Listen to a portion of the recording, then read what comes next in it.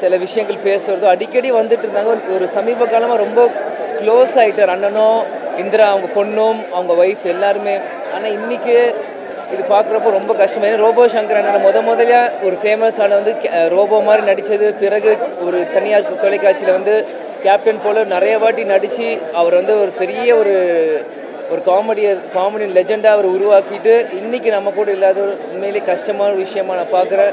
நிச்சயம் அவங்க குடும்பத்துக்கு கண்டிப்பாக எங்கள் குடும்பம் சார்பாக ஒரு அண்ணனாகவோ தம்பியாகவோ நாங்கள் வந்து துணை நிற்போம். இந்திராவும் சரி, அவங்க அவங்க அவங்க அக்கா, அவங்க ஒய்ஃப், அவங்களுக்கும் சரி. ஏன்னா இன்ஸ்டாகிராமில் தொடர்ந்து அவங்க ஒய்ஃப் எனக்கு டெய்லி எனக்கு மெசேஜ் அனுப்புவாங்க. ஏதாச்சும் ஒன்று எதுவாக இருந்தாலும் எனக்கு சப்போர்ட் பண்ணி எனக்கு பேசிகிட்டு இருப்பாங்க. அதனால் எனக்கு ரொம்ப கஷ்டமாக இருந்தது. இதை எனக்கு பார்க்கவே முடியல. எனக்கு என்ன சொல்கிறதுனே தெரியல. கண்டிப்பாக அவங்க குடும்பத்துக்கு, கேப்டன் குடும்பம் கண்டிப்பாக மிகப்பெரிய ஒரு சப்போர்ட்டாக நாங்கள் இருப்போம். நேரத்தில் சொல்லிக்கிறேன், தயவு செஞ்சு எல்லாருமே ஹெல்த்தை பார்த்துக்கோங்க.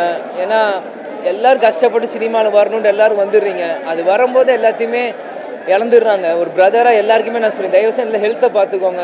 ஏன்னா வெறும் 46 தான் ஆகுது அண்ணனுக்கு. எனக்கு இது என்ன சொல்கிறதுனே தெரியல. ரொம்ப கஷ்டமாக இருக்குது. எல்லோரும் நம்மளை சிரிக்க வச்சு நம்ம கூட இல்லை. தயவுசெய்து எல்லாம் ஹெல்த்தை பார்த்துக்கோங்க. எனக்கு இது மாதிரி என்ன சொல்கிறதுன்னு தெரியல.